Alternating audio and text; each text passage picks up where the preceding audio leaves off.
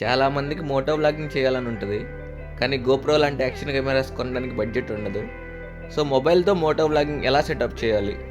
మనం మొబైల్ని హెల్మెట్కి మౌంట్ చేయొచ్చు లేదా చెస్ట్కి మౌంట్ చేయొచ్చు. ఫస్ట్ హెల్మెట్కి ఎలా మౌంట్ చేయాలో చూద్దాం. ఇప్పుడు మనకి 3 థింగ్స్ కావాలి. ఫస్ట్ ఇది చిన్ స్ట్రాప్, నెక్స్ట్ ఇది మొబైల్ హోల్డర్, ఈ 2 ఫిక్స్ చేయడానికి మౌంట్ ఒకటి. ఇప్పుడు ఈ 3 ఫిక్స్ చేద్దాం.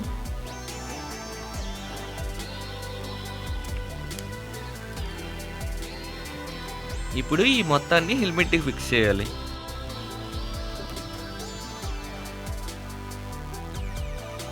బయ్యింగ్ లింక్స్ అన్ని నేను డిస్క్రిప్షన్లో ప్రొవైడ్ చేస్తాను.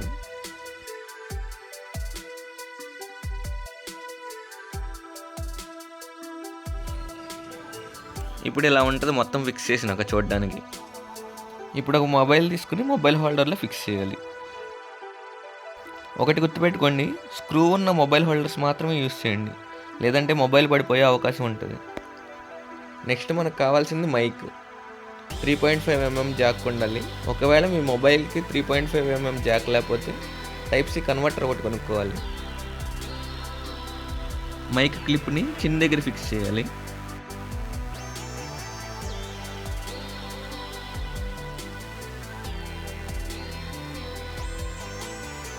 సో ఇది మన ఫుల్ సెటప్ హెల్మెట్కి. ఇంకొక వే ఏంటంటే చెస్ట్కి మౌంట్ చేసుకోవచ్చు. దీనికి మనకి చెస్ట్ స్ట్రాప్ కావాలి ముందు.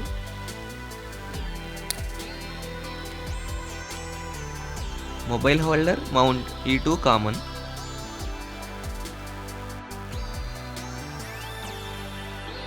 ఇప్పుడు ఈ స్ట్రాప్స్ని ఒక జాకెట్తో కానీ షర్ట్తో కానీ కవర్ చేసేయండి. Now let's go for a ride. ఇప్పుడు నేను చెస్ట్కి మౌంట్ చేశాను. నా సజెషన్ ఏంటంటే స్పోర్ట్స్ బైక్స్కి, టాల్ వైజర్స్ ఉన్న బైక్స్కి హెల్మెట్కి మౌంట్ చేయడం బెటర్. ఎందుకంటే వ్యూ మొత్తం వైజరే బ్లాక్ చేసేస్తుంది.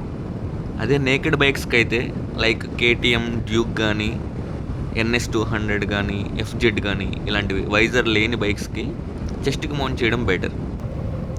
ఇప్పుడు మొబైల్ని హెల్మెట్కి మౌంట్ చేశాను. Let's go.